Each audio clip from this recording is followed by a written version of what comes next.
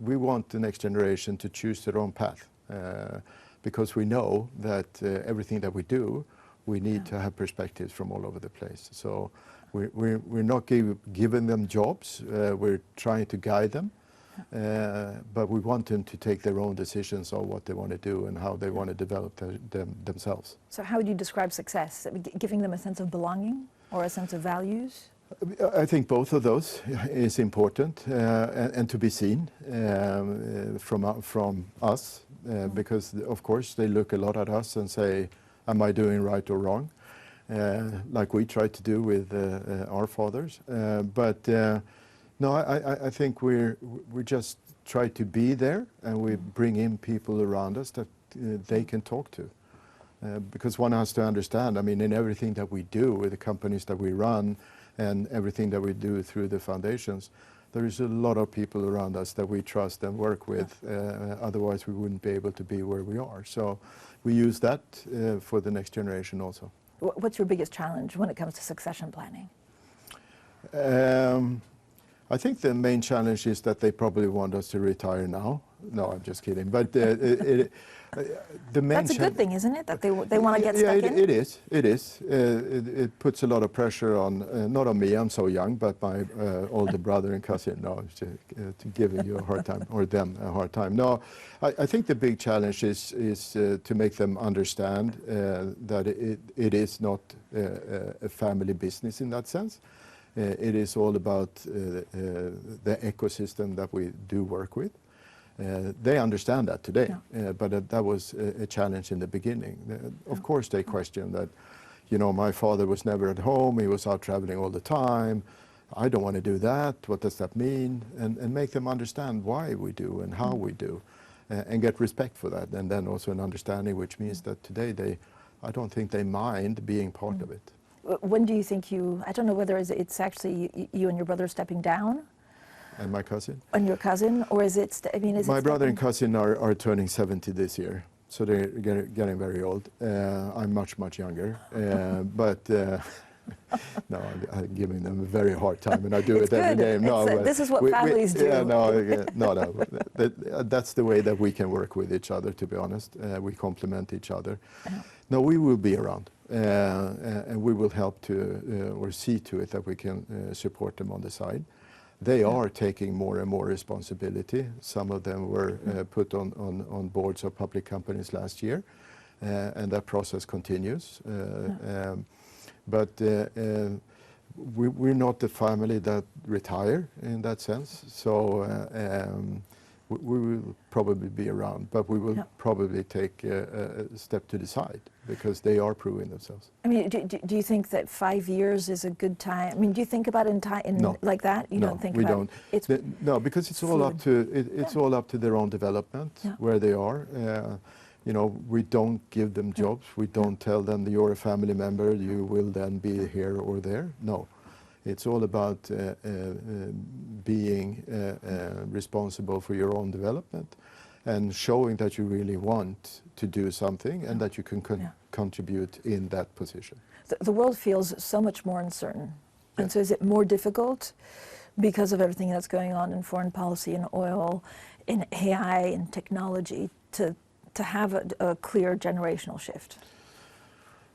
I don't know if it makes it more difficult, and the reason I'm saying that is that out of these 30, the majority of them have studied abroad, worked abroad, so they are bringing a lot of other knowledge and a broader perspective into all the processes that we have.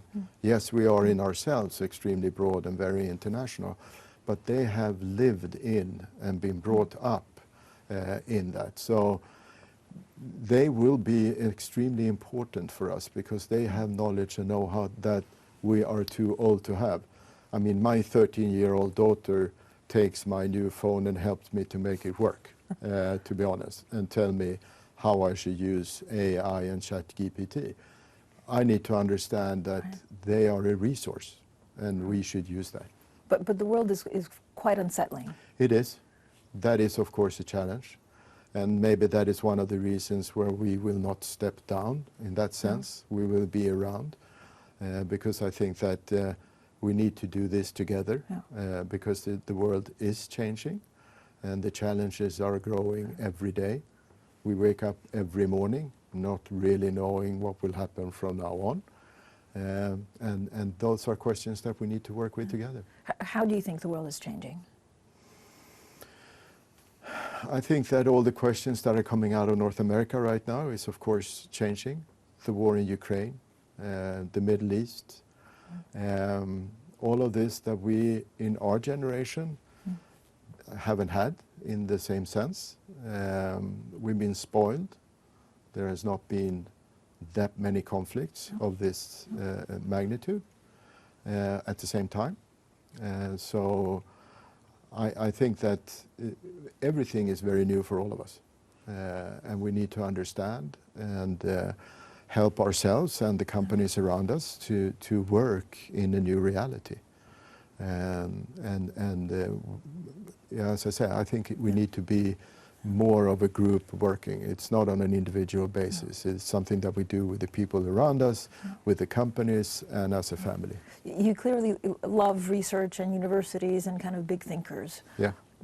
I mean, is this a big advantage for Europe that Europe should and could commercialize better to maybe counter some of the big companies in the US? I think that, yes, we have to. We have been too reliant on others. To be honest, I think that it is proven that we do have a lot of know-how, both in countries like Sweden, but in Europe at large. And we need to find ways of working much closer with each other. We have to get away from mine is mine and yours is yours. We need to find ways of working together because we have different competences and different know-how, and we need to put that together to show that Europe can be part of the world in that sense. We've shown here in Sweden that getting academia and business to work together to see to it that we, as a small country with limited resources, can develop and find ways of developing ourselves and the competence within our country. And I think that we could do the same on a European level. Is there a setback in Europe because there's not enough capital? I don't understand what the missing link is, actually, compared to some of the big American companies that do so well. Of course, it is difficult to compete with the big American companies. But if you take Silicon Valley compared to Europe, yes, they are ahead of Europe. But does that mean that Europe doesn't know anything? Of course not. I mean, there is European companies that are doing very well and a lot of small startups that are extremely exciting. But all the funding is still going to Silicon Valley. So, we have to help to find ways of seeing to it that we actually lift what we do have and use it in the right way.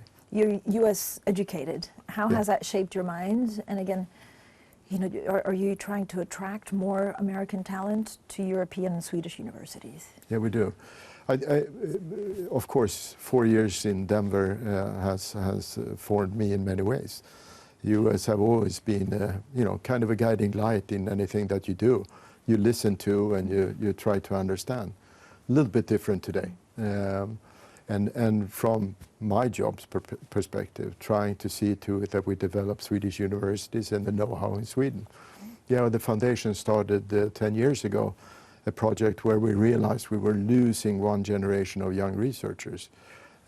So we told the universities that you should nominate your youngest researchers, but 40% should be Swedes that are abroad or young foreigners that you would like to have at your university to help you grow your competence. We have 300 of these young researchers at universities today that we fund on a yearly basis. Today, it's another situation. Now we try to help to see to it that we can get some of the researchers who are not allowed to stay or don't have any funding in the US any longer and make them come back to Sweden, or foreign researchers that would like to come to Sweden. Talk to me a little bit about how you see a lot of the technology space changing. I know Investor AB is a big investor in Ericsson. Do you worry about just job displacements? I think that technology that we're seeing, the change in technology, will of course make changes in how different industries work and what it means for employment. I think it is a challenge. We as owners started many years ago talking to our companies about their responsibility in the time of change, knowing that AI and other technologies would be part of their development. We talked a lot about future-proofing. Yeah. Where are you going to be in 5, 10 years? What does that mean, not only for your companies and the products that you produce, but also for your employees? It is up to you to already now start to try to find ways of re-educating, because it's not that all jobs are going to disappear. It's just that we're going to need other types of jobs. So, and we all need to be part of that change and take the responsibility in that change.